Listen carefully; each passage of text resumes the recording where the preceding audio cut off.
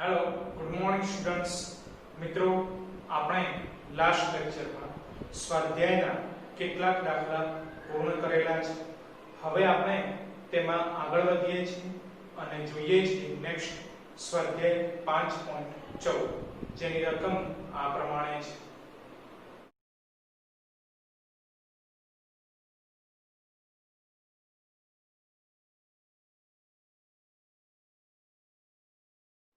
મિત્રો સ્વાધ્યાયના 14મા દાખલાની રકમમાં તમને એક આલેખ આપેલો છે તો સૌપ્રથમ આપણે આલેખ સમજી લઈએ જે રકમમાં આપેલો છે બરાબર છે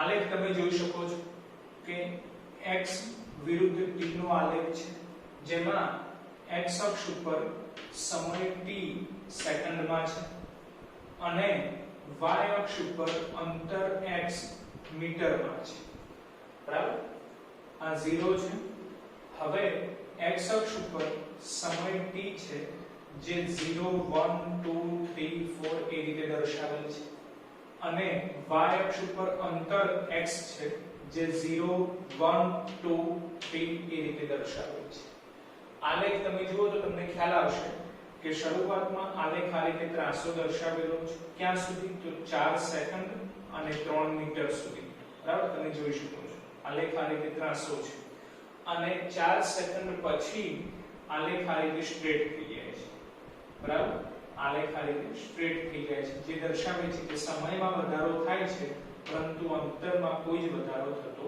નથી બરાબર તો મિત્રો આપણે આ આલેખની જે આકાર આપેલો છે એ આકારના આધારે આપણે કેટલીક મૂલ્યો ફાઇન્ડ આઉટ કરવાના છે જેમાં ફર્સ્ટ પાર્ટમાં આપણને કીધેલું છે કે જ્યારે સમય 0 કરતા ઓછો હોય એટલે કે t 0 પછી બીજો પાર્ટ કે જ્યારે સમય 4 સેકન્ડ કરતા વધારે હોય એટલે કે t 4 સેકન્ડ અને ત્રીજો પાર્ટ કે જ્યારે સમય 0 થી 4 સેકન્ડની વચ્ચે હોય તો આ ત્રણેય પાર્ટ માટે મિત્રો આપણે બળ શોધવાનું છે બરાબર જોઈએ છીએ આપણે સૌથી પ્રથમ તમને કીધેલું છે કે સમય જ્યારે 0 સેકન્ડ કરતા ઓછો હોય બરાબર મિત્રો ખાસ ધ્યાન આપજો આલેખમાં સમય જો 0 સેકન્ડ કરતા ઓછો હોય તો જુઓ આલેખ આ 0 સમય છે બરાબર એના કરતા પણ ઓછો સમય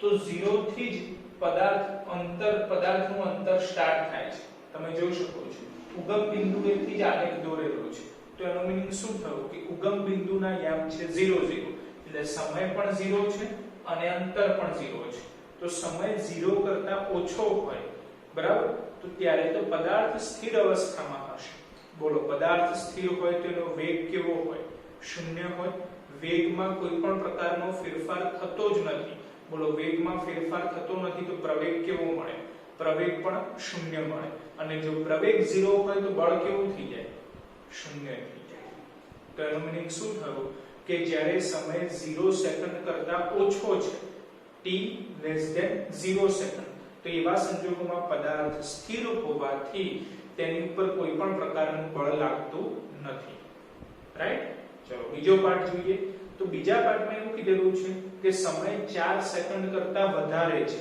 એટલે કે t 4 સેકન્ડ તો મિત્રો જુઓ આલેખ સમય 4 સેકન્ડ કરતા વધારે છે એટલે 4 સેકન્ડ પછીનો આલેખ તમારે જોવાનો છે તો જુઓ 4 સેકન્ડ પછીનો આલેખ તો આ રીતે સ્ટ્રેટ છે એ શું દર્શાવે છે કે સમયમાં વધારો થતો જાય છે પરંતુ અંતર 3 મીટર થી વધારે વધતું નથી તો એનો મીનિંગ શું થયું કે સમય પસાર થતો જાય છે પરંતુ આપણું વાહન ત્યાંનું ત્યાં સ્થિર અવસ્થામાં જ છે એટલે કે કોઈ પણ પ્રકારની ગતિ કરતું નથી સ્થિર અવસ્થામાં છે 3 મીટર અંતરે પદાર્થ સ્થિર અવસ્થામાં છે સમય વધતો જાય છે પણ અંતરમાં કોઈ પણ પ્રકારનો વધારો થતો નથી ધેટ મીન્સ કે પદાર્થ સ્થિર અવસ્થામાં છે અને હમણાં જ કીધું કે પદાર્થ સ્થિર અવસ્થામાં હોય તો વેગ શૂન્ય થશે વેગ 0 ધેટ મીન્સ કે પ્રવેગ 0 અને જો પ્રવેગ 0 તો F બરાબર ma સૂત્ર પ્રમાણે બળ પણ શૂન્ય થશે તો એનો મીનિંગ શું થયું કે જ્યારે સમય 4 સેકન્ડ કરતા વધારે છે એટલે કે t greater than 4 સેકન્ડ તો તો એવા સંજોગોમાં પણ પદાર્થ સ્થિર અવસ્થામાં હોવાથી બળ શૂન્ય મળે છે, રાઈટ। અને ત્રીજો પાર્ટ ધ્યાનમાં લઈએ કે સમય 0 થી 4 સેકન્ડની વચ્ચે છે, 0 થી 4 સેકન્ડની વચ્ચે સમય છે, તો એવા સંજોગોમાં આપણને બળ કેટલું મળે છે, બરાબર। 0 થી 4 સેકન્ડની વચ્ચેનો આલેખ આપણે જોવાનો છે। આ 0 છે અને આ 4 છે, એની વચ્ચેનો આલેખ મિત્રો તમે જોશો તો તમને ખ્યાલ આવશે આ રીતે ત્રાસી લાઈન દેખાય છે, જે એવું દર્શાવે છે કે જેમ અંતરમાં વધારો થતો જાય છે એમ સમયમાં વધારો થતો જાય છે। કારણ કે આલેખ તમે ધ્યાનથી જુઓ તો આ રીતે ત્રાસી લાઈન છે, જે દર્શાવે છે કે જે રીતે સમયમાં વધારો થાય છે એ જ રીતે અંતરમાં વધારો થતો જાય છે। ધેટ મીન્સ કે x ચલે છે t, મિત્રો x ચલે છે t એનો મીનિંગ શું થયો કે x એટલે કે અંતર છે અને સમય એટલે કે t છે। ધેટ મીન્સ કે અંતર અને સમય એકબીજાના સમપ્રમાણમાં છે। સમપ્રમાણમાં એનો મીનિંગ શું થયો કે જેમ અંતરમાં વધારો થતો જાય છે એમ સમયમાં પણ વધારો થાય છે, અથવા ઉલટું પણ તમે કહી શકો છો કે જેમ સમયમાં વધારો થતો જાય છે એમ અંતરમાં વધારો થતો જાય છે, રાઈટ। ધેટ મીન્સ કે આલેખ આ રીતનો મળે છે, ત્રાસો આલેખ, એટલે કે x એ t ના સમપ્રમાણમાં છે એવું આપણે આલેખ ઉપરથી કહી શકીએ, બરાબર છે। હવે મિત્રો યાદ કરો ત્રીજું ચેપ્ટર, ત્રીજા ચેપ્ટરમાં તમે ભણી ગયેલા છે x વિરુદ્ધ t ના જુદા જુદા આલેખો તમે ભણી ગયેલા, બરાબર। જરા યાદ કરવાનું છે અને આપણે આન્સર આપવાનો છે કે x વિરુદ્ધ t નો આલેખ નો ઢાળ શાનું મૂલ્ય આપે છે। ફરીથી ક્વેશ્ચન સમજજો, x વિરુદ્ધ t ના આલેખ નો ઢાળ કઈ ભૌતિક રાશિનું મૂલ્ય આપે? તો વેગ, આન્સર આવશે વેગ। x વિરુદ્ધ t આલેખનો ઢાળ વેગનું મૂલ્ય આપે છે। અને મિત્રો આપણે અગાઉ ત્રીજા ચેપ્ટરમાં જ ભણી ગયેલા છીએ કે જો આલેખ આ રીતે હોય એટલે કે સમપ્રમાણમાં હોય તો ઢાળ અચળ મળે છે। ઢાળ કેવો મળે છે? અચળ મળે છે। એટલે કે આ આલેખ ઉપરના કોઈ પણ બિંદુ પાસે આપણે ઢાળ શોધીએ તો દરેક બિંદુ પાસે ઢાળનું મૂલ્ય કેવું હશે? એક સમાન હશે। આ બિંદુ પાસે સપોઝ હું આ બિંદુ પાસે ઢાળ શોધું તો જે ઢાળ મળશે એ જ ઢાળ આ બિંદુ પાસે પણ મળશે અને એ જ ઢાળ આપણને આ બિંદુ પાસે પણ મળશે। ધેટ મીન્સ કે આલેખ પરના કોઈ પણ બિંદુ પાસે ઢાળ કેવો મળે છે? એક સમાન મળે છે, જે શું દર્શાવે છે કે ઢાળ કેવો છે? અચળ છે। ઢાળ કેવો છે? અચળ છે। પરંતુ આપણે કીધું કે x વિરુદ્ધ t આલેખનો ઢાળ શું આપે? વેગ આપે। ધેટ મીન્સ કે વેગ કેવો થઈ ગયો? અચળ થઈ ગયો। વેગ કેવો થયો? અચળ થયો। વેગમાં કોઈ પણ પ્રકારનો ફેરફાર થતો નથી। બોલો, વેગમાં ફેરફાર થતો નથી તો પ્રવેગ કેવો થઈ જાય? શૂન્ય થઈ જાય। બોલો, પ્રવેગ 0 તો બળ 0। ખ્યાલ આવ્યો? જો અહીં લખેલું છે કે 0 t 4, ધેટ મીન્સ કે સમય જ્યારે 0 થી 4 સેકન્ડની વચ્ચે છે તો એવા સંજોગોમાં અચળ વેગથી પદાર્થ ગતિ કરતો હોવાથી પદાર્થ કેવી? અચળ વેગી ગતિ કરે છે, બરાબર। તો એવા સંજોગોમાં પ્રવેગ કેવો થઈ જાય? શૂન્ય થઈ જાય। કારણ કે વેગમાં કોઈ ફેરફાર થતો જ નથી। વેગ કેવો છે? અચળ છે। વેગમાં ફેરફાર થતો જ નથી તો પ્રવેગ શૂન્ય થઈ જાય અને પ્રવેગ 0 તો F બરાબર ma સૂત્ર પ્રમાણે F પણ શૂન્ય થઈ જશે। તો ખ્યાલ આવ્યો પહેલો પાઠ। હવે બીજો પાઠ ધ્યાનમાં લઈએ। બીજા પાઠમાં મિત્રો આપણે આઘાત શોધવાનો છે, જેના માટે બે અલગ અલગ સમય આપેલા છે। જેમ કે t = 0, જ્યારે સમય 0 છે ત્યારે આપણે આઘાત શોધવાનો છે। અને ત્રીજો પાઠ છે કે જ્યારે સમય t બરાબર 4 સેકન્ડ છે ત્યારે પણ આપણે આઘાત શોધવાના છે। એટલે બે અલગ અલગ સમય છે, t બરાબર 0 અને t બરાબર 4 સેકન્ડ। આ બંને સમય માટે આપણે આઘાત શોધવાના છે, બરાબર। બોલો મિત્રો, આઘાતનું સૂત્ર, તો આઘાતના બે સૂત્રો છે, F ડેલ્ટા t અને બીજું છે ડેલ્ટા p, બરાબર। એમાંથી આપણે ડેલ્ટા p વાળું સૂત્ર ધ્યાનમાં લઈએ છીએ।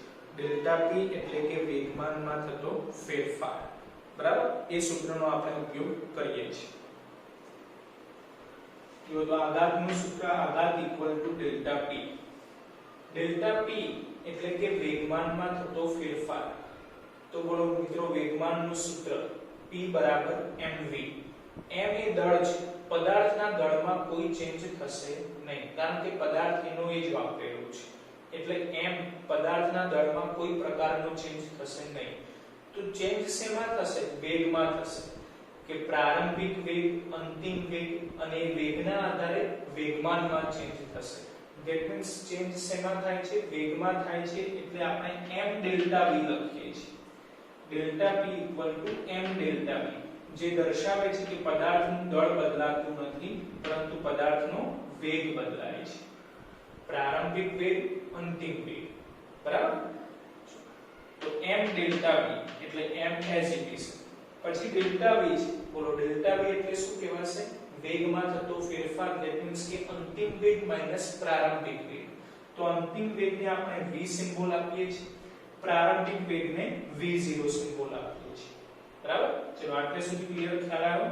હવે પહેલો પાર્ટ ધ્યાનમાં લઈએ છીએ, t બરાબર 0 સમય.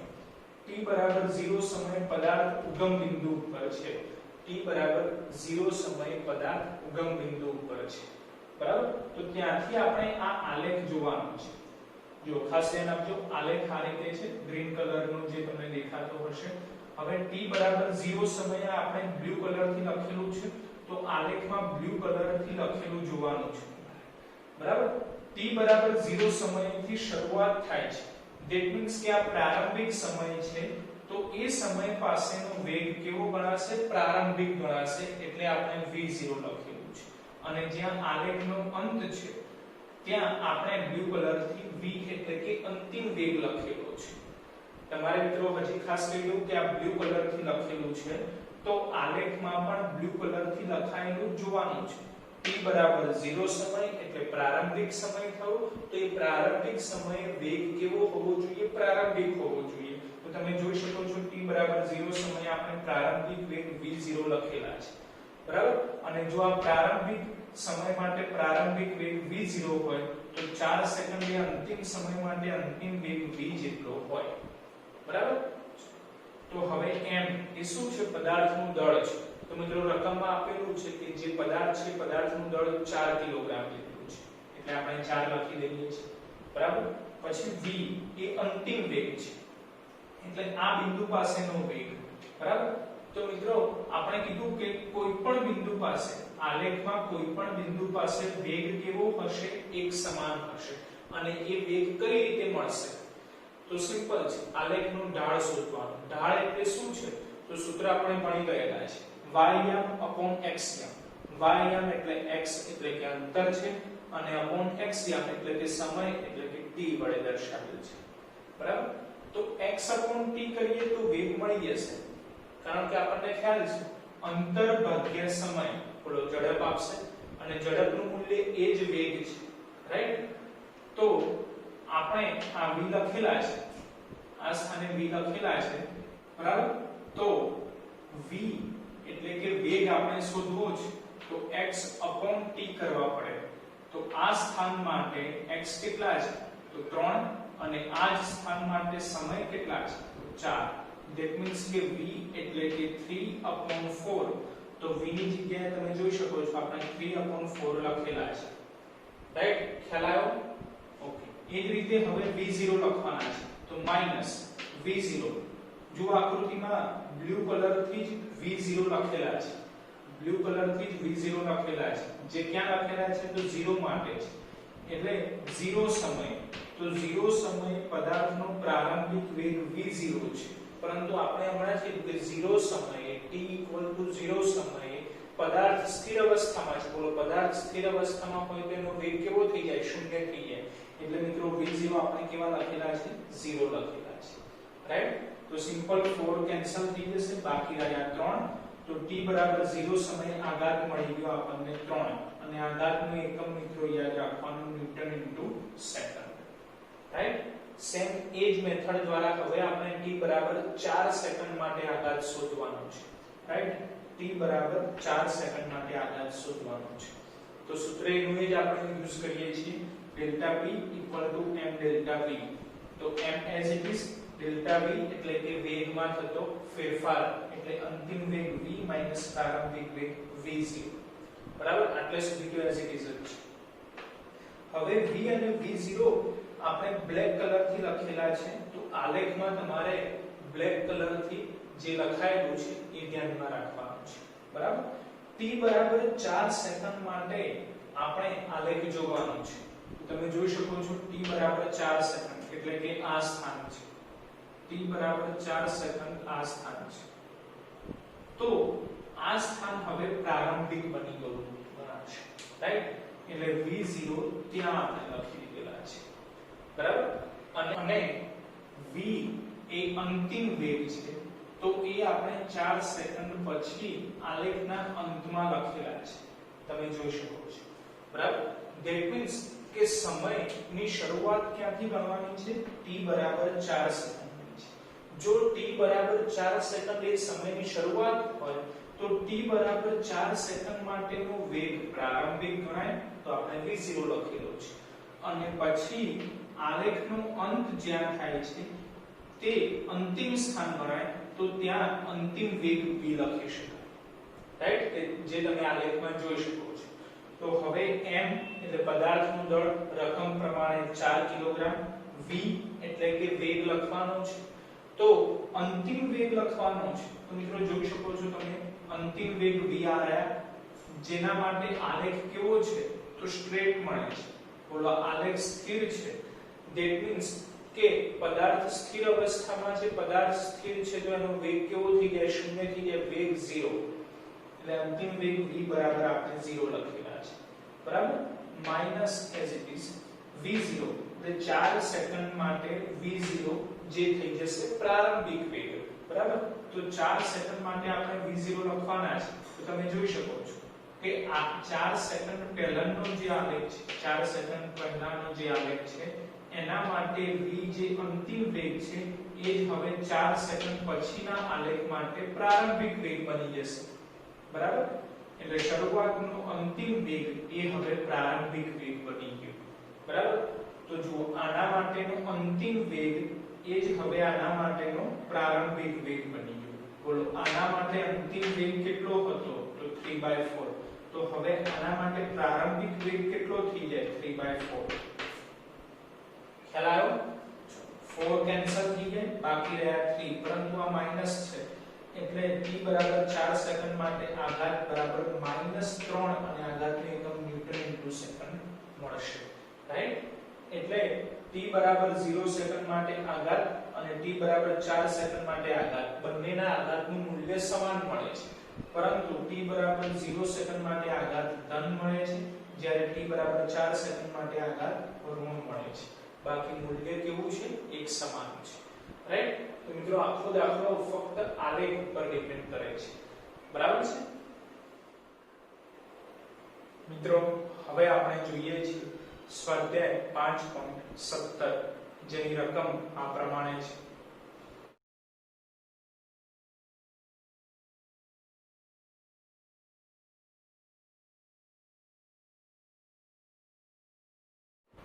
મિત્રો 17મા દાખલાની રકમમાં તમને આપેલું છે કે પ્રયોગશાળાની અંદર શરૂઆતમાં એક ન્યુક્લિયસ સ્થિર અવસ્થામાં છે અને પછી એ ન્યુક્લિયસનું બે નાના ન્યુક્લિયસોમાં વિભંજન થાય છે. તો જ્યારે ન્યુક્લિયસ સ્થિર છે અને પછી એ ન્યુક્લિયસનું બે નાના ન્યુક્લિયસોમાં વિભંજન થાય છે, તો એ બંને નાના ન્યુક્લિયસો ની જે નિપજ થઈ એ નિપજ પરસ્પર વિરુદ્ધ દિશામાં ગતિ કરે છે એવું આપણે સાબિત કરવાનું છે, બરાબર. તો મિત્રો રકમમાં આપેલું છે એ પ્રમાણે સૌપ્રથમ એવું કીધેલું છે કે પ્રયોગશાળાની અંદર ન્યુક્લિયસ સ્થિર અવસ્થામાં છે. તો બોલો પદાર્થ સ્થિર હોય તો એનો વેગ કેવો થઈ જાય? 0 થઈ જાય. અને જો વેગ 0 તો વેગમાન કેવું થાય? બોલો વેગમાનનું સૂત્ર p બરાબર mv. સૂત્ર પ્રમાણે જો v 0 હોય તો p પણ 0 થાય. ધેટ મીન્સ કે પ્રારંભિક વેગમાન કેવું થઈ ગયું? 0, કારણ કે પ્રારંભમાં રકમ પ્રમાણે ન્યુક્લિયસ સ્થિર અવસ્થામાં છે, રાઈટ. જો પ્રારંભમાં ન્યુક્લિયસ સ્થિર અવસ્થામાં છે, તેથી પ્રારંભિક વેગમાન જેનો સિમ્બોલ આપણે pi લઈએ છીએ, બરાબર, જે થશે mvi. પરંતુ ન્યુક્લિયસ સ્થિર અવસ્થામાં છે એટલે વેગ 0 થઈ જશે અને જો વેગ 0 તો વેગમાન પણ 0 થઈ જશે. રાઈટ? આગળ મિત્રો રકમમાં કીધેલું છે કે આ ન્યુક્લિયસનું બે નાના ન્યુક્લિયસોમાં વિભાજન થાય છે જે ગણાશે અંતિમ પરિસ્થિતિ. તો તેનું બે નાના ટુકડામાં વિભાજન થાય છે. તો હવે આપણે અંતિમ વેગમાન નક્કી કરી દઈએ. અંતિમ વેગમાન જેનો સિમ્બોલ આપણે pf લખીએ છીએ. તો બે નાના ન્યુક્લિયસોમાં વિભાજન થયું તો પહેલા ન્યુક્લિયસનું વેગમાન p1 એટલે m1v1 એટલે m1v1 આપણે લખેલા છે, બરાબર. પછી બીજા ટુકડાનું વેગમાન એટલે કે p2 જેના માટે આપણે વેગમાન લઈએ છીએ m2v2 એટલે પ્લસ m2v2 એટલે પહેલા ટુકડાનું વેગમાન પ્લસ બીજા ટુકડાનું વેગમાન બંનેનું વેગમાન કરીએ એટલે આપણને કુલ અંતિમ વેગમાન મળી જશે, બરાબર. આપણે એવું સાબિત કરવાનું છે કે આ બંને ટુકડાઓ પરસ્પર વિરુદ્ધ દિશામાં છે. બંને પરસ્પર વિરુદ્ધ દિશામાં ક્યારે હોઈ શકે? તો મિત્રો સિમ્પલ છે. m1 m2 એ પદાર્થનું દળ દર્શાવે છે. આપણને ખ્યાલ છે કે દળ કેવી રાશિ છે? અદિશ રાશિ છે જે ક્યારે નેગેટિવ હોઈ શકે નહીં. રાઈટ? તમે એવું સાંભળ્યું ક્યાંય કે આ પદાર્થનું દળ -3 કિલોગ્રામ છે. રાઈટ? સિમ્પલ છે કે દળ કેવી રાશિ છે? અદિશ રાશિ છે જે ક્યારે માઈનસ હોઈ શકે નહીં. તો માઈનસ શું થાય? તો સિમ્પલ છે કે v1 v2 જે વેગ દર્શાવે છે that means કે વેગ માઈનસ હોઈ શકે કારણ કે વેગ કેવી રાશિ છે? સદિશ રાશિ છે જે માઈનસ હોઈ શકે. જે શું દર્શાવે છે કે વેગ માઈનસ છે that means કે એની દિશા કેવી છે? વિરુદ્ધ છે. રાઈટ? તો આપણે વેગ માઈનસ છે એવું દર્શાવવું પડે અને જો એવું થઈ ગયું તો આપણે કહી શકીએ કે બંને નિપજો એટલે કે બંને ટુકડાઓ પરસ્પર વિરુદ્ધ દિશામાં ગતિ કરે છે. રાઈટ? તો એના માટે મિત્રો આપણે જે રીતે થિયરીમાં ભણી ગયેલા બંદૂકનું ઉદાહરણ, ન્યૂટનના ગતિના ત્રીજા નિયમ પછી આપણે રેખીય વેગમાન સંરક્ષણનો નિયમ ભણી ગયેલા જેના માટે આપણે બુલેટ અને ગનનું ઉદાહરણ આપેલું જેમાં આપણે કીધું હતું કે બુલેટ અને ગનના એ ઉદાહરણમાં જેટલો ફોર્સ ગન બુલેટ ઉપર લાગુ પાડે છે એટલો જ ફોર્સ બુલેટ ગન ઉપર લાગુ પાડે છે. ધેટ મીન્સ કે એમાં રેખીય વેગમાન સંરક્ષણના નિયમનું પાલન થાય છે. રાઈટ? તો મિત્રો આ જે ઉદાહરણ છે કે એક ન્યુક્લિયસનું વિભાજન થાય છે બે નાના ન્યુક્લિયસોમાં એમાં પણ રેખીય વેગમાન સંરક્ષણના નિયમનું પાલન થાય છે. રેખીય વેગમાન સંરક્ષણનો નિયમ શું કહે છે કે ગમે તે પ્રક્રિયા થાય તો પણ અલગ કરેલા તંત્રમાં રેખીય વેગમાન અચળ રહે છે. ધેટ મીન્સ કે પ્રારંભિક વેગમાન અને અંતિમ વેગમાન કેવું હોય છે? એક સમાન હોય છે જેને કહેવાય રેખીય વેગમાન અચળ રહે છે જે છે રેખીય વેગમાન સંરક્ષણનો નિયમ. અને મિત્રો યાદ રાખવાનું કે આ જે ઉદાહરણ છે એમાં પણ રેખીય વેગમાન સંરક્ષણના નિયમનું પાલન થાય છે. રાઈટ? તો એનો આપણે ઉપયોગ કરીએ છીએ. રેખીય વેગમાન સંરક્ષણના નિયમ પરથી પ્રારંભિક વેગમાન pi બરાબર અંતિમ વેગમાન pf. કારણ કે રેખીય વેગમાન સંરક્ષણનો નિયમ જ એ છે પ્રારંભિક વેગમાન ઇક્વલ ટુ અંતિમ વેગમાન. રાઈટ? તો pi કેટલા છે? 0 અને pf કેટલા છે? તો m1v1 m2v2. ધેટ મીન્સ કે m1v1 m2v2 ઇક્વલ ટુ 0 લખાશે. ઇક્વલ ટુ 0 હોય તો આ પ્લસ સામે જાય તો માઈનસ થઈ જાય એટલે m1v1 બરાબર -m2v2. જો મિત્રો માઈનસ આવી ગયા છે તો એનો મીનિંગ શું થયું કે m1 m2 બેમાંથી ગમે તે એક તો માઈનસ હશે જ નહીં કારણ કે દળ છે જે ક્યારે નેગેટિવ હોય નહીં. તો નેગેટિવ મળે છે તો એનો મીનિંગ શું થયું કે શું નેગેટિવ હશે? વેગ નેગેટિવ હશે. આ v1 v2 એવું આપણે લખી શકીએ. તો એનો મીનિંગ શું થયું કે બેમાંથી ગમે તે એક ટુકડો માઈનસ મળે છે એનો વેગ માઈનસ મળે છે. ધેટ મીન્સ કે બંને ટુકડા પરસ્પર વિરુદ્ધ દિશામાં ગતિ કરે છે એવું આપણે કહી શકીએ જે આપણે સાબિત કરવાનું હતું. રાઈટ? મિત્રો હવે આપણે જોઈએ છીએ સ્વાધ્યાય 5.19 જેની રકમ આ પ્રમાણે છે.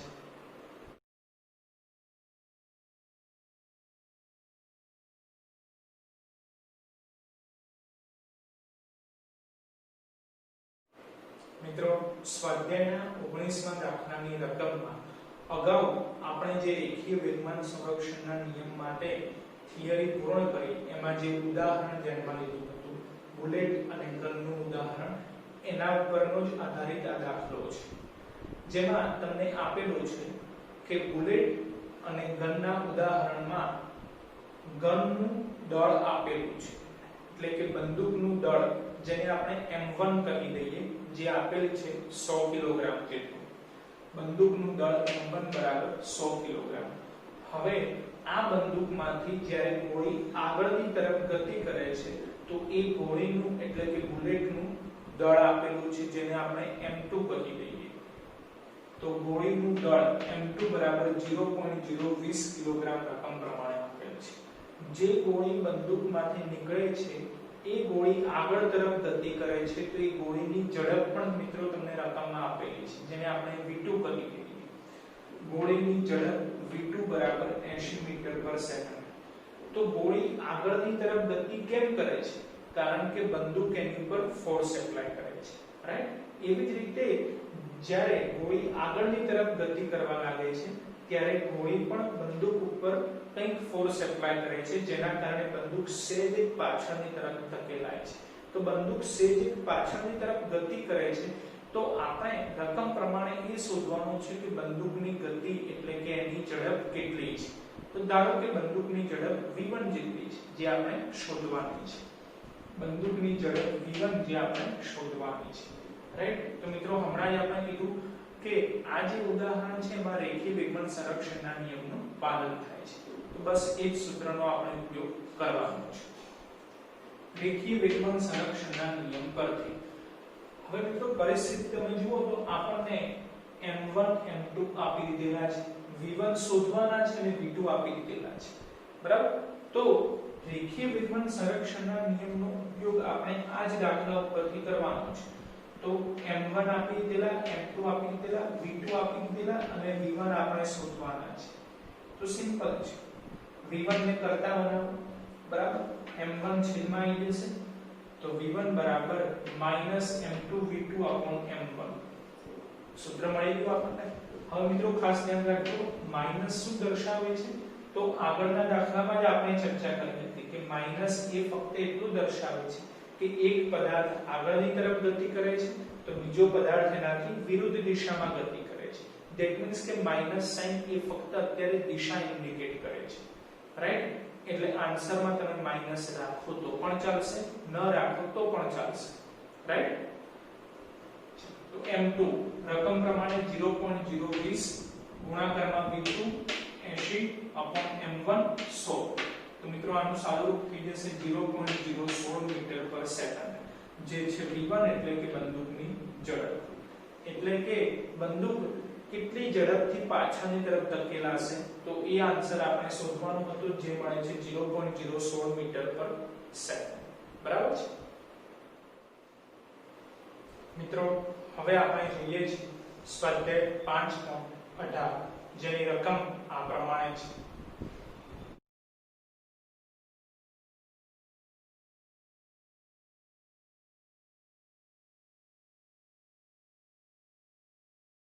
મિત્રો સ્વાધ્યાયના 18મા દાખલાની રકમમાં તમને બે બિલિયર્ડ બોલ આપેલા છે. બંને બિલિયર્ડ બોલનું દળ એક સમાન છે. ધેટ મીન્સ કે પહેલા બિલિયર્ડ બોલનું દળ m1 છે, બીજા બિલિયર્ડ બોલનું દળ m2 છે. પરંતુ બંને એક સમાન છે એટલે આપણે m1 બરાબર m2 કહી દઈએ, જેનો સિમ્બોલ આપણે m લઈ લઈએ છીએ. જે રકમમાં તમને આપેલ છે 0.05 કિલોગ્રામ.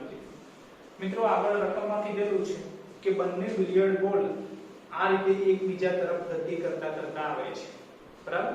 તો એ પ્રારંભિક પરિસ્થિતિ છે. આ રીતે એકબીજા તરફ ગતિ કરતા આવે છે, અથડાય છે. અથડામણ બાદ એ પરસ્પર વિરુદ્ધ દિશામાં પાછા ફેંકાય છે, રાઈટ? તો આ જે પરિસ્થિતિ છે કે જ્યારે બંને બિલિયર્ડ બોલ એકબીજા તરફ અથડાય છે એ પ્રારંભિક પરિસ્થિતિ થઈ. એ પરિસ્થિતિ માટે બંને બિલિયર્ડ બોલનો વેગ એક સમાન આપી દીધો છે, જેને આપણે પ્રારંભિક વેગ v1 કહી દઈએ. આગળ મિત્રો રકમમાં કીધેલું છે કે બંને બિલિયર્ડ બોલ આ રીતે અથડામણ બાદ પરસ્પર વિરુદ્ધ દિશામાં પાછા ફેંકાય છે. તો જ્યારે અથડામણ બાદ પાછા ફેંકાય છે ત્યારે પણ વેગ પ્રારંભ જેટલો જ રહે છે. તો અથડામણ બાદ પાછા ફેંકાય છે ને અંતિમ વેગ કહી દઈએ v2, પરંતુ રકમ પ્રમાણે એ પ્રારંભિક વેગ v1 જેટલો જ છે. ધેટ મીન્સ કે v1 એ પ્રારંભિક વેગ છે, અથડામણ પહેલાનો વેગ. v2 એ અંતિમ વેગ છે, અથડામણ પછીનો વેગ. પરંતુ રકમ પ્રમાણે અથડામણ પહેલાનો, અથડામણ પછીનો પ્રારંભિક વેગ, અંતિમ વેગ બંને વેગ કેવા છે? એક સમાન આપી દીધેલા છે, જેનો સિમ્બોલ આપણે v લઈ લઈએ. તો v જે છે 6 મીટર પર સેકન્ડ, રાઈટ? તો મિત્રો આ પરિસ્થિતિ પ્રમાણે આપણે આઘાત શોધવાનો છે. તો સિમ્પલ આઘાતનું સૂત્ર ડેલ્ટા p એટલે કે વેગમાનમાં થતો ફેરફાર, એટલે p2 અંતિમ વેગમાન માઈનસ p1 પ્રારંભિક વેગમાન, રાઈટ? વેગમાનનું સૂત્ર p બરાબર mv. m એ બિલિયર્ડ બોલનું દળ છે. બંને બોલ માટે દળ કેવું છે? એક સમાન છે. જે પ્રારંભમાં હોય કે અંતમાં હોય દળ બદલાતું નથી. એટલે m1 m2 લખવાની જરૂર નથી. વેગ બદલાય છે, રાઈટ? વેગનું મૂલ્ય નથી બદલાતું, પરંતુ દિશા બદલાશે. કેમ? કારણ કે પ્રારંભિક પરિસ્થિતિ આ રીતે છે કે જ્યારે બંને બિલિયર્ડ બોલ એકબીજા તરફ ગતિ કરતા કરતા અથડાય છે, પ્રારંભિક પરિસ્થિતિ છે. અને અંતિમ પરિસ્થિતિમાં અથડામણ બાદ એ બંને બોલ પરસ્પર વિરુદ્ધ દિશામાં ગતિ કરવા લાગે છે, રાઈટ? ધેટ મીન્સ કે અથડામણ પહેલા વેગ, અથડામણ પછીનો વેગ, બંને વેગનું મૂલ્ય સમાન પરંતુ દિશા પરસ્પર વિરુદ્ધ છે. જે કારણોસર આપણે પ્રારંભિક વેગ v1 તરીકે લખીશું, અંતિમ વેગ v2 તરીકે લખીશું, રાઈટ? તો p2 એટલે કે mv2 માઈનસ p1 એટલે કે mv1. તો m કોમન કાઢીએ. m કેટલા છે? 0.05, જે આપણે કોમન કાઢ્યા. v2 minus v1, v2 minus v1.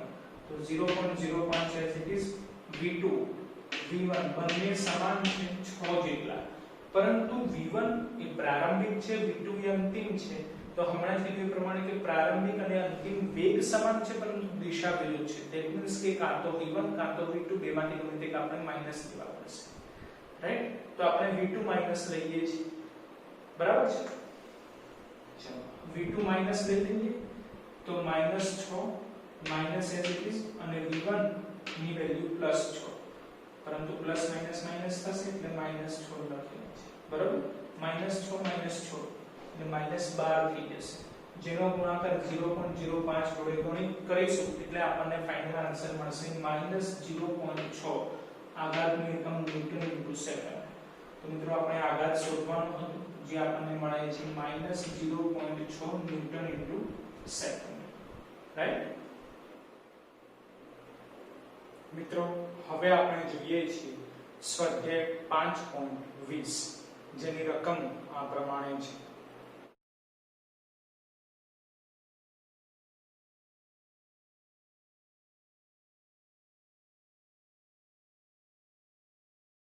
મિત્રો સ્વાધ્યાયના 20મા દાખલાની રકમમાં તમને આપેલું છે કે એક બેટ્સમેન એ બોલને ફટકારે છે, જેના માટે પરિસ્થિતિ રકમમાં તમને આ રીતે આપેલી છે કે ધારો કે બોલ આ ડિરેક્શનમાં બેટ્સમેન તરફ આવી રહ્યો છે, બરાબર?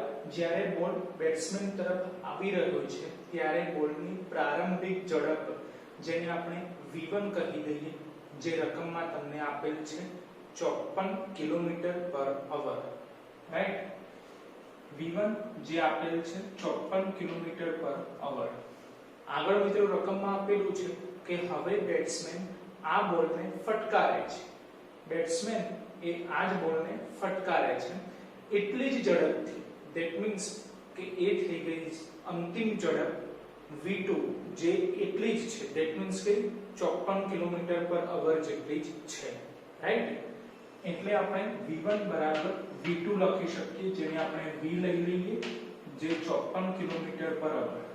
પરંતુ મિત્રો વેગનો એકમ મીટર પર સેકન્ડ હોય, એટલે 54 કિલોમીટરમાંથી મીટરમાં કન્વર્ટ કરવા માટે મલ્ટીપ્લાય 1000 કરી દઈએ, એટલે 54 ગુણ્યા 1000. અવરમાંથી સેકન્ડમાં જવા માટે 3600, એટલે ડિવાઇડ બાય 3600. તો મિત્રો આનું સાદું થશે 15 એકમ થઈ જશે હવે મીટર પર સેકન્ડ. ધેટ મીન્સ કે બોલનો પ્રારંભિક વેગ v1 15 મીટર પર સેકન્ડ આપેલ છે, અને બેટ્સમેન એ જ બોલને ફટકારે છે એટલા જ વેગથી 15 મીટર પર સેકન્ડ જેટલા વેગથી છે, રાઈટ. પરંતુ હવે ખાસ સમજજો, પરંતુ રકમમાં તમને આપેલું છે કે બેટ્સમેન જ્યારે બોલને રિટર્ન ફટકારે છે ત્યારે એ બોલનું 45 ડિગ્રી જેટલું કોણાવર્તન કરે છે. ધેટ મીન્સ કે સપોઝ બોલ આ દિશામાં આવી રહ્યો છે, બરાબર. તમારે એવું સમજવાનું છે આ ક્રિકેટ પિચ છે, આ સ્થાનેથી બોલર બોલ છોડે છે, આ સ્થાનેથી બેટ્સમેન બેટ વડે બોલને ફટકારે છે. બોલર બોલ છોડે છે, આ સ્થાનેથી બોલ ગતિ કરતો કરતો આ દિશામાં આવી રહ્યો છે, તેની ઝડપ કેટલી છે v1 જેટલી. જ્યારે બેટ્સમેન જોડે પહોંચે છે ત્યારે બેટ્સમેન એ બોલને ફટકારે છે તો બેટ્સમેન એ બોલને v2 જેટલી ઝડપથી ફટકારે છે, પરંતુ બોલની આવવાની દિશા અને બેટ્સમેનની ફટકારવાની દિશા બંને દિશા વચ્ચે 45 ડિગ્રીનો ખૂણો બને છે. એ રીતે એ બેટ્સમેન બોલને ફટકારે છે એવું રકમમાં આપેલ છે. ફરીથી સમજો, બોલર બોલ ફેંકે છે એ ડિરેક્શન અને બેટ્સમેન એ બોલને ફટકારે છે એ ડિરેક્શન, બંને ડિરેક્શન વચ્ચેનો ખૂણો કેટલાનો છે 45 ડિગ્રીનો એવું રકમમાં આપી દીધેલું છે, બરાબર. તો મિત્રો આપણે આઘાત શોધવાનું છે. બોલો આઘાતનું સૂત્ર, આઘાત બરાબર ડેલ્ટા વેક્ટર p એટલે કે વેગમાનમાં થતો ફેરફાર. આઘાત બરાબર ડેલ્ટા વેક્ટર p, વેગમાનમાં થતો ફેરફાર તો અંતિમ વેગમાન માઈનસ પ્રારંભિક વેગમાન, અંતિમ વેગમાન p2 પ્રારંભિક વેગમાન p1 એટલે vector p2 minus vector p1, બરાબર. Vector p2 minus vector p1. તો હવે આપણે ચેપ્ટર નંબર 4 ની રીતે આ દાખલો સોલ્વ કરીએ છીએ જેથી થોડો ઈઝી પડશે, બરાબર. Delta vector p is it is chapter number 4 માં આપણે ભણી ગયા કે બે સદિશોની બાદબાકી શક્ય નથી. જો બે સદિશોની બાદબાકી કરવી હોય તો તેમનો સરવાળો જ કરવો પડે. ધેટ મીન્સ કે પહેલા સદિશમાં બીજા સદિશનો વિરોધી સદિશ ઉમેરવો, રાઈટ. યાદ આવે છે સદિશોની બાદબાકી ચેપ્ટર નંબર 4 માં આપણે ભણી ગયેલા છીએ. પહેલા સદિશમાં બીજા સદિશનો વિરોધી સદિશ ઉમેરવાથી તે બંનેની બાદબાકી શક્ય છે, રાઈટ. તો આપણે vector p2 as it is રાખીએ છીએ પ્લસ માઈનસ વેક્ટર p1 કરી દઈએ એટલે p2 માં p1 નો વિરોધી સદિશ ઉમેરવાથી આપણને ડેલ્ટા વેક્ટર p મળી જશે, બરાબર. જે કહેવાશે આઘાત, રાઈટ. હવે આ p1 અને p2 ની ફક્ત દિશા ક્યાં હશે એ આપણે જસ્ટ આકૃતિમાં દર્શાવેલ છે. જરૂરી નથી કે આકૃતિ તમે દોરો, બાકી તો આપણે તમને સમજૂતી આપી દીધી કે બોલર એ બોલને છોડે છે v1 જેટલા વેગથી. બોલનું દળ મિત્રો રકમમાં આપેલું છે m બરાબર 0.15 કિલોગ્રામ. તો m * v, બોલો m * v કઈ રાશિ આપે તો વેગમાન t બરાબર mv. તો બોલર બોલને ફેંકે છે v1 જેટલા વેગથી, તો હવે એ બોલનું દળ ગુણાકારમાં એનો વેગ કરી દઈએ તો p1 મળી જશે, બરાબર. તો બોલનું પ્રારંભિક વેગમાન તમને મળી ગયું p1. સપોઝ એ ડિરેક્શન આ છે માઈનસ વેક્ટર p1, બરાબર. અને એ જ બોલને બેટ્સમેન ફટકારે છે ત્યારે બોલનું દળ તો બદલાતું નથી, ફક્ત વેગ બદલાઈ જાય છે અને વેગનું મૂલ્ય પણ બદલાતું નથી, દિશા બદલાય છે. એટલે m વેક્ટર v2 થશે જેના આધારે વેક્ટર p2 મળી જશે જે અંતિમ વેગમાન થયું હશે. તો એ વેક્ટર p2, બરાબર. રકમ પ્રમાણે પ્રારંભિક વેગમાન એટલે કે પ્રારંભિક વેગ, અંતિમ વેગ એટલે કે અંતિમ વેગમાન બંને વચ્ચેનો ખૂણો કેટલો છે 45 ડિગ્રી જેટલો. તો હવે જો આપણે આ ધ્યાનમાં લેવું હોય તો માઈનસ વેક્ટર p1 એ પહેલો સદિશ થયો, પહેલા સદિશના શીર્ષ ઉપર બીજા સદિશનું પૂછ ગોઠવવું જોઈએ. તો પહેલા સદિશના શીર્ષ ઉપર વેક્ટર p2 બીજા સદિશનું પૂછ ગોઠવાયેલું છે. તો હવે પહેલાનું પૂછ બીજાના શીર્ષને જોડવાથી પરિણામી સદિશ ડેલ્ટા વેક્ટર p આપણને મળી જશે, રાઈટ. એટલે સદિશોના સરવાળા માટેની ત્રિકોણની રીત એના આધારે આપણે આકૃતિ દર્શાવેલી છે જે અહીં આ સૂત્રમાં લખેલું છે એ પ્રમાણે. જો તમે આકૃતિ ન દોરો તો પણ ચાલશે, રાઈટ. કારણ કે ખ્યાલ આવી ગયો છે કે માઈનસ વેક્ટર p1 એ શું છે તો પ્રારંભિક વેગમાન છે, વેક્ટર p2 એ શું છે અંતિમ વેગમાન છે, રાઈટ. જે વેગના આધારે જ આપણે લખેલ છે. કારણ કે p બરાબર mv સૂત્ર પ્રમાણે આપણે કહી શકીએ કે વેગની દિશા એ જ વેગમાનની દિશા હોય, કારણ કે દળને કોઈ દિશા હોતી નથી, રાઈટ. હવે મિત્રો ખાસ ધ્યાન આપજો કે વેક્ટર p2 અને વેક્ટર p1 બંને વચ્ચેનો ખૂણો કેટલો આપેલો છે? 45 ડિગ્રી આપેલો છે. તો મિત્રો યાદ કરો, ચેપ્ટર નંબર 4 માં સદિશનું મૂલ્ય શોધવા માટેનું સૂત્ર, જ્યારે સદિશનું મૂલ્ય શોધવું હોય અને તમને બંને સદિશો વચ્ચેનો ખૂણો આપેલો હોય તો સૂત્ર વાપરવાનું વર્ગમૂળમાં a² + b² + 2ab cos θ, જ્યાં θ શું છે? એ બંને સદિશો વેક્ટર a અને વેક્ટર b વચ્ચેનો ખૂણો છે, રાઈટ. તો એ સૂત્ર હવે આપણે વાપરવાનું છે, બરાબર. એટલે ડેલ્ટા વેક્ટર p = આને a કહી દેવાનું અને b કહી દેવાનું, અથવા આને a કહી દો અને b કહી દો, રાઈટ. તો વર્ગમૂળમાં p1² + p2² + 2p1 p2 cos θ, બરાબર છે. p1 એટલે કે m1 v1, પરંતુ m1 m2 બંને માટે સરખા જ છે, v1 v2 પણ સરખા જ છે. પ્રારંભિક વેગ, અંતિમ વેગ, પ્રારંભિક અંતિમ દળ તો સરખું જ હોવાનું છે, બરાબર છે. ચલો, p1 m1 v1 પરંતુ એનો વર્ગ છે, પ્લસ p2 m2 v2 પરંતુ એનો વર્ગ છે, પ્લસ 2 p1 એટલે m1 v1, p2 એટલે m2 v2 cos θ અને વર્ગમૂળ છે એટલે આપણે √1/2 કરી દઈએ છીએ, બરાબર. વર્ગમૂળ એટલે √1/2, બરાબર. ચલો, m1 m2 પદાર્થ એટલે કે બોલનું પ્રારંભિક દળ અંતિમ દળ સરખું જ છે, m જેટલું રકમ પ્રમાણે 0.15 એટલે m1 0.15, v1 જે છે 15 ગુણાકારમાં 15 એનો વર્ગ, પ્લસ m2 0.15 ગુણાકારમાં v2 15 એનો વર્ગ, પ્લસ 2 as it is. હવે ધ્યાન આપજો, m1 v1 m2 v2 સરખા છે, રાઈટ. તો 0.15 ગુણ્યા 15 નો વર્ગ થઈ જશે અને cos θ એટલે cos 45 ડિગ્રી √1/2, બરાબર. ખ્યાલ આવ્યો? ઓકે. ચલો, 0.15 ગુણ્યા 15 એનો વર્ગ કરશો એટલે 5.06 થશે, બરાબર. 5.06 + 5.06 + 2 as it is 5.06 cos 45 degree √1/2, બરાબર. 5.06 + 5.06 10.12 પ્લસ 2 ગુણ્યા 5.06 એટલે 10.12, બોલો. cos 45 ડિગ્રીની વેલ્યુ cos 45 1/√2 એટલે 1/√2 √1/2. ચલો, √2 એટલે 1.41, તો 10.12 ભાગ્યા 1.41 એટલે 7.17 થશે. તો આગળ 10.12 as it is 10.12 + 7.17 √1/2. ચલો, આટલે સુધી ક્લિયર? બોલો, ખ્યાલ આવી ગયો છે? હવે 10.12 + 7.17 એનો સરવાળો મિત્રો આપણે આ બાજુ લખેલો છે. ડાબી બાજુ શું છે? ડેલ્ટા વેક્ટર p, એટલે ડેલ્ટા વેક્ટર p = બોલો 10.12 + 7.17 17.29 થશે, પરંતુ એનું વર્ગમૂળ છે, વર્ગમૂળ. ચલો, તો વર્ગમૂળમાં 17.29 જે મળશે એપ્રોક્સિમેટલી 4.20 અને ડેલ્ટા વેક્ટર p એટલે કે આઘાત, જેનો એકમ ન્યૂટન * સેકન્ડ, રાઈટ. તો મિત્રો આપણે આઘાત શોધવાનું હતું, જે મળે છે 4.20 ન્યૂટન * સેકન્ડ, રાઈટ.